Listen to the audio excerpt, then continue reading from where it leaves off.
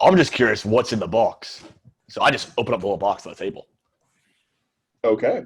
You as you're saying that, you're like slowly getting closer, Yeah, I'm like closer. using that as my distraction to just get to the Yeah. box. And you Wait, I snatch was going to open the box. the box off of the table, and it So, like a perfect little cube, but there's and a I have a seam very center. smug face as I look at Rahel as I open it up. Yeah, you do. You open it up. Yeah, you do. You open it up, and inside, you see two items. The first.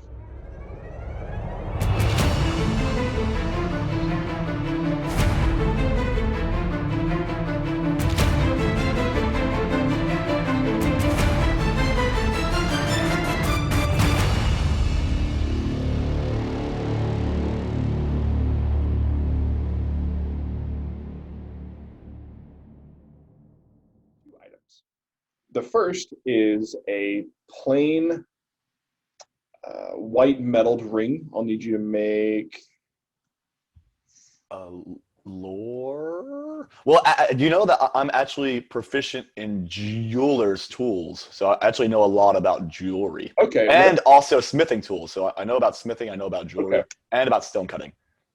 Okay. All of those things in consideration, make, I would say, either an investigation check or a history check. Let me know which one you make and make it with advantage. Well, it's a +0 either one. So Okay. let's go ahead and do it. Let's go ahead and do it here. All right. You have advantage, though. All right. 14. 14.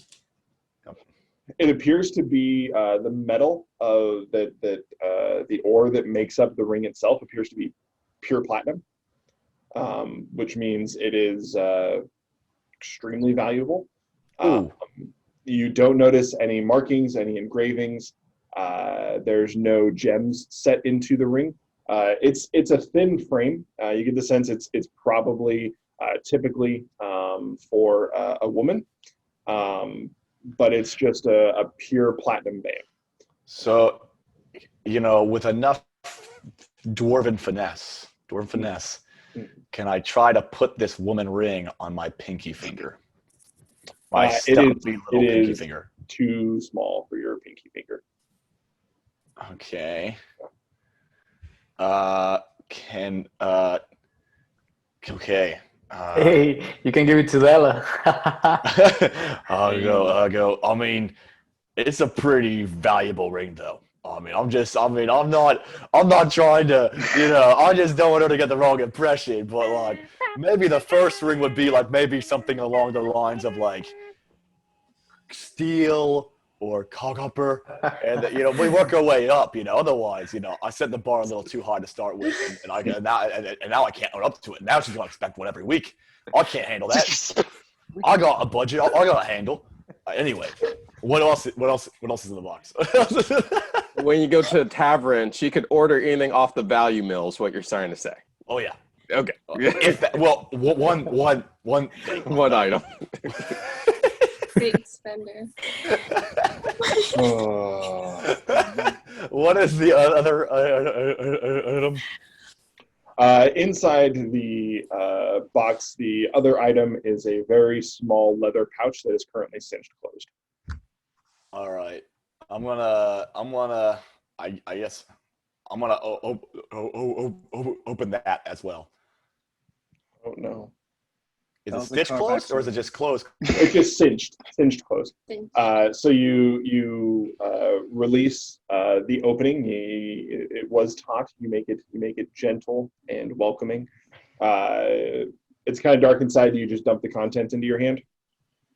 I just want to open up and look at it. Inside, is it a spider? No. Oh, okay. Inside, you see three small pieces of like dull gray metal. There's not really much light in the room because it's nighttime and you're inside. It's kind of hard to see. I go, well, good old box here. I said, so take out the little pouch, little ring, put those in my hand, and I'll say, which one of you guys wants the wooden box? I'll take the dang wooden box. I'm supposed to open the box anyway. So you have an empty wooden box currently. I got poisoned for this box. Taking it. Yeah, I got put. I'll go. I want to share the loot with you. I really do, but I'm kind of the professional jeweler in the party, so I kind of want to wait till we. You got the white parchment, and that's pretty. That's a nice little gift. The little white squares. I like them. Those are your gifts. Yeah, I'll just take these guys and make my way down back to the rest of the party there, and we'll talk again soon. Okay. And my guy just shuffles out of the room. Sure. All right. I let the guys know that I do want to keep looking. I do want to keep looking for these parchment papers. I believe that there's more than we can learn from it. And as you weirdly wisely said, Dwarf, I do think that there is some kind of hidden information in this that we could check afterwards.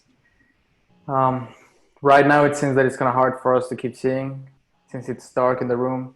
But I think that in this tower, we can find so much more. So my guy has already left the room, just so you know. I just was feeling this way. I turned around.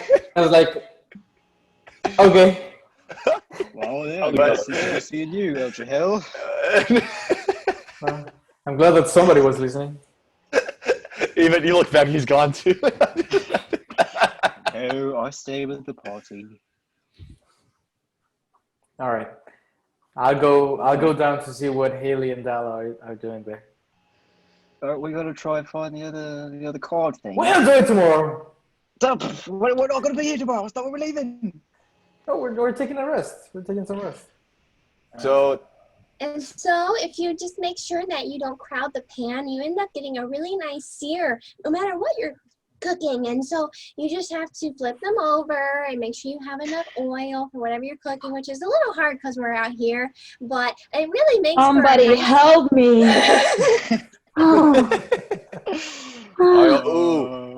is that food done yet? And I walk over to the pan and just kind of take a deep breath in of it. Yeah, get a plate. I don't know if I got I him. guess now's a good time as ever to take a rest. My guy looks down at his hands. He's like, I kind of touched a dead body with these hands, but I kind of wipe it off a little bit there and kind of just reach in there a little bit. Half a serving spoon. Yeah. Just we all civilized Doesn't here. happen to be any fruit trees around here, John. Any fruit trees? There are trees No, in the the cars are Mirkwood fruits. that bear fruit. Good fruit. Not probably the safest to consume, however.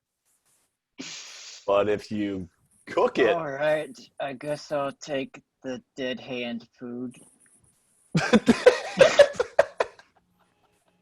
No, I used a serving spoon. He didn't actually reach it. yeah. I was gonna, but then she served it with a spoon, and I don't, You guys, where are you guys at right now? Are you guys inside? Are you guys outside eating? Where are you guys eating at? We're like within the court, like we're in the keep, but we're not like So you're in the courtyard. in the courtyard. So they're within the wall, but outside. So it's not where Sarael died and where we fought the Urukai. Well, he died on the steps, so actually we are kind of close to him. It's a nice blood splat back there. Too soon, Chad. Too soon. I'll say. I'm just saying. I'm just Can saying. we just like park Aligos like near the body so it like blocks our view? Well, I think that there is no more body anymore. That's been Already towed took away. the body. Yeah. He's talking about the orc creature. Oh, the orc body. I'm like, oh yeah. That's inside. Let me go take care of that. Inside the building, in the first floor. So I'm gonna bring my plate of food with me. I'm gonna be like, I'm gonna try to be eating as I try to pull it out somehow. If I can, it's a very hard act. I like one hand on it, but then I'm just kind of like, I'm kind of like slurping, and I'm like pulling it down the stairs in like a headlock. Okay. It's supposed to be like a giant troll. How is he Not doing this by getting himself? more if you drop that. It's like a good almost I'll 7 go feet it. tall. Yeah, Make a strength check. Athletics. Make an athletics check. athletic. Oh, thank you. Athletics check. Oh, a 19. Yeah, this is easy. I want to make sure that as I get it, there's a nice flex going on. I'm just going to be looking at Haley and that dollar there, just, kind of just making sure the bicep is exposed there. Yep. There's a nice rattle of its armor and everything else as it goes shoot, shoot, shoot down each of the stairs slowly. I go, where do you want it? Go back upstairs, Gabriel. You Alright. wanted it out of the So now that he's brought the body into the courtyard next to everyone eating dinner, Yeah. what would you guys like to do? I'm gonna kind of like park the body there. I'm gonna be like, so long. How far out you want me to bring it? I can bring it just outside we can put it in the corner. I mean, we have a little bit before the flies get at it. But he's already a little stinky. I don't want it anywhere near me. I don't care where you put it. Well, I care a little bit, but just make a decision. Kinda. Get it together, Chad. I'm just trying to understand what the table up to do the body because It's really great team bonding. All right. I'll I start telling. decide to drag it outside the camp. Just I bring it outside the wall. Is there like a ditch, like a moat or something? There isn't, but the ground isn't super flat in general. If you look around for a little bit, you'll be able to find like a thing you can roll it down, kind of. Yeah, I'm just like the minute that I'm out of sight, I'm just gonna kind of just push it to the side. Okay. That's a good enough job for me. Okay. In the meantime, I'm telling Dalla and Haley about what we found, what happened to Eldakar also, and the poison and the parchment paper, and it would be a good idea to find it. Tell And them that's embarrassing. Well, you currently still have a small metal rod. Yeah, it's like what hell? He's just like near death right now, just walking around. He's coughing out blood. That's embarrassing stuff. I hand Eldakar It's one just a of flesh my. wound. I hand Eldakar one of my handkerchiefs, and so he can like clean up his wound. Sure. So, Should So- I remove the rod or just leave it in there for now? So now that I'm out of sight with this dead body, I'm gonna search this bad boy. Okay. Make Yep. an So I just bam investigation down. check. A 10. Oh. 10. I don't find anything on there that you guys didn't find last time. No hidden Okay. pouches or pockets or anything. All right. Yeah, I'll just kind of leave him there, get my plate, walk on back to the crew. Okay. So you guys settle down to have what's left of your meal. Edgehel, I need you to make the arrival roll. Has a -1 modifier, and you are rolling a d8. So roll a d8 -1. all right. Do we have any advantage because of the roll at the beginning of the journey? Let me double check. I'm not sure that applies to the arrival roll, but let me double check.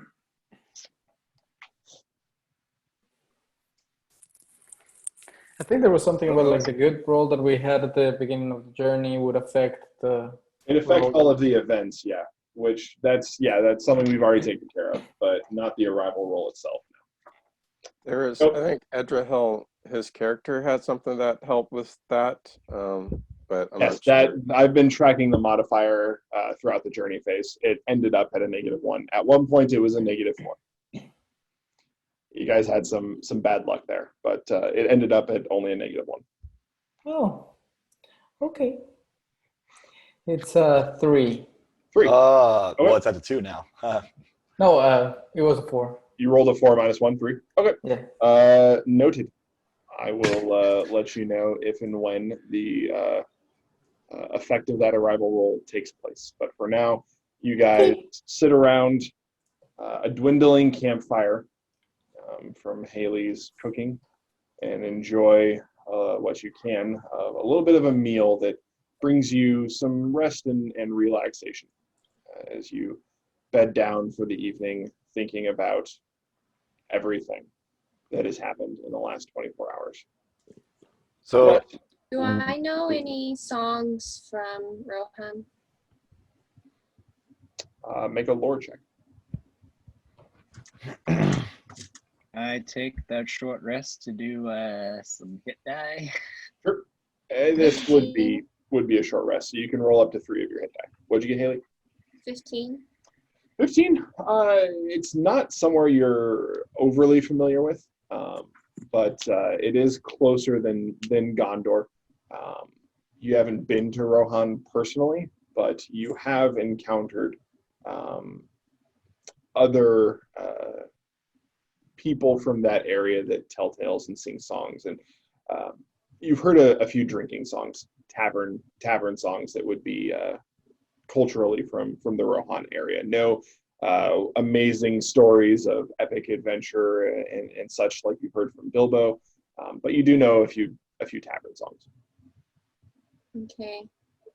I feel like it would be inappropriate to play a drinking song, but maybe do like a lyricless acoustic version of one of those. Sure, make a Slow it performance check. down. Remembrance check. Natural 20. Whoa. Oh, Okay. that's a concert for Cyril right there. You guys are at first like, oh, here she goes playing her music again. But it's not 30 seconds later that as the notes and the tune and everything wash over the party, that you guys are just immediately struck by the short but powerful impact that Cyril had on you. I just weep. Yep.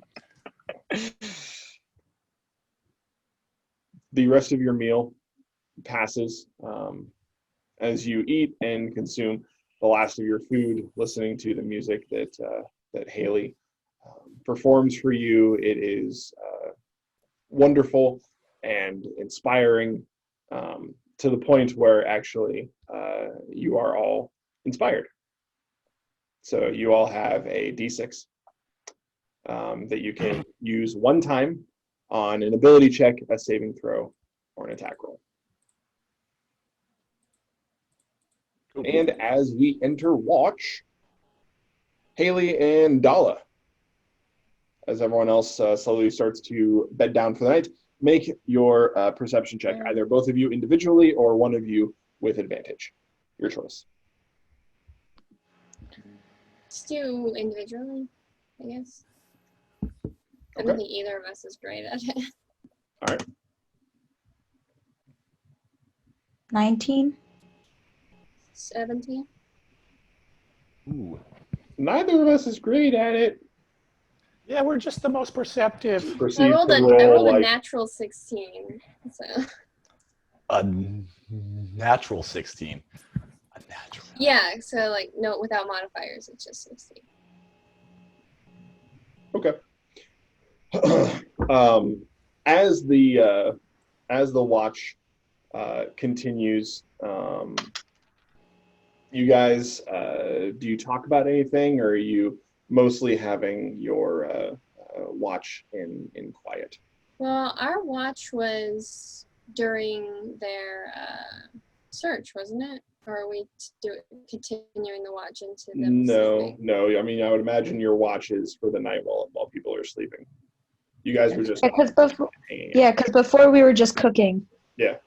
And you were The just watch like, is for when you guys actually bed down for the night.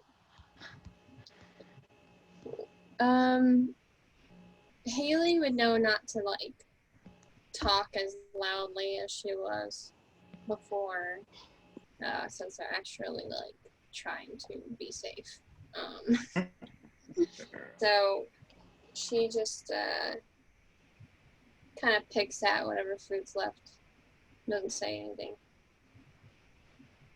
Okay. Your watch lasts a couple hours, comes and goes for the most part without incident. There's a moment where you hear some creaking of the trees just outside of the keep wall, but you're able to discern that it's just an animal whose attention you'd probably rather not get. And you guys finish your watch and wake up Eldakar so that he can begin his. wake up, Wake me up. wake up. Don't wake up inside. Right. Is that my cue? Is that my cue? Eldakar looks like his 5 HPs doing the lone watch by himself in the middle of the night. This is Well, you rolled your hit die, right? What'd you get back? I rolled 1 hit die and I got 5 hit die, so now I'm up to 6. Cool. all right. So you can survive at least Hopefully I one won't hit. die. Unless I roll a natural 20. Go ahead and make a perception check for me, Eldakar, as you begin your watch. Not perception? No. Proficiency for that. Oh, well, that's good. That would be a 3. 3. Okay. This is how we die. Yes, every DM overnight, they wait for someone to roll low, and that's when the encounter happens. Definitely. Your watch comes and goes. You find yourself constantly drifting into thoughts of the battle that you had, near-death experiences that you've experienced in just in the last few days. You spent almost a month in the Mirkwood, not really having any encounters or combat.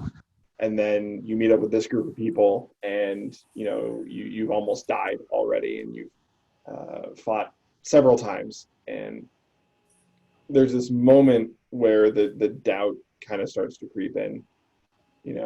Are these really the people that you want to be hanging around with? Is this really the direction you want to go? And the hair on the back of your neck just kind of stands up, and you get goosebumps on your arms, and you're just kind of sitting there looking over the rest of the party as they're asleep, and you consider for a moment, should I just leave? Should I just go? But before you can really follow that thought to its conclusion, your watch comes to an end. You don't really notice anything outside of the norm, and you wake up Nebuchadnezzar so that he can take final watch of the night. All right. So I'll take my little seat there, and I'm going to open up that little pouch and study the 3 little metal pieces that are in the pouch. Okay. And if I have to, I do have dark vision, but if I have to light a torch temporarily, I will, because we're inside, so I'm not too worried about it. Sure. You open up the pouch again, and you empty out the contents, and the 3 little small metal figures, as they dump out into your hand, they're odd. They're these small, sort of multifaceted metal stones that they're just covered in numbers. There's 3 of them. They're all the same size. You go around and you look, and a various assortment of numbers make because of your skills between stone cutting and general crafting and jewelry and everything, Make another investigation check with advantage. 11. 11. It takes you a little bit. You kind of lose your place and have to start over again, and then you lose your place and have to start over again. You're a little tired. You're trying to wake yourself up, but looking over them, you realize that there's a bunch of each facet is like a little tiny triangle with a little number in it, and you realize that the lowest number you can find is a 1. The highest number you can find is a 20, and there's 3 of these little figures that just kind of roll around in your hand that appear to have every number between 1 and 20 on them, on different facets. You've never seen an item like this before.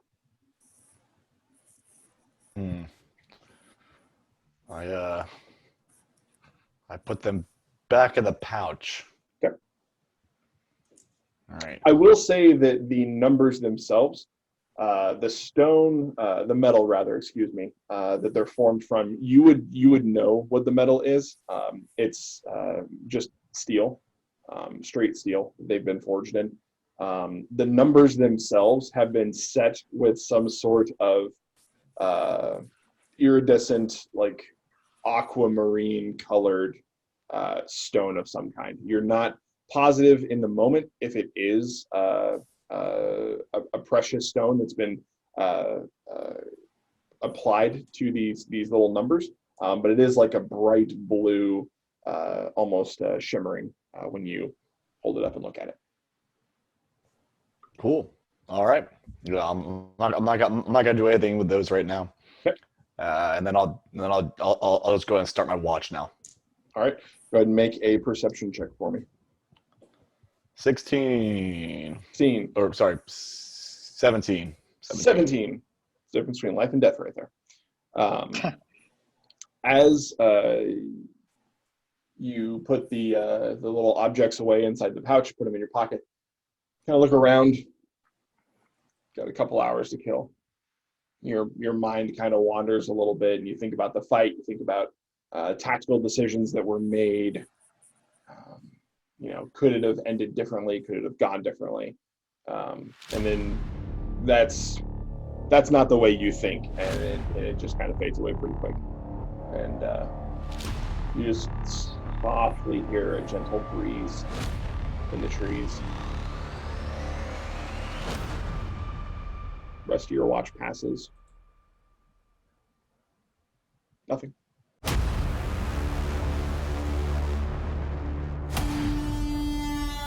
So what I do is I go to Haley first, and I shake her awake. I go, Haley,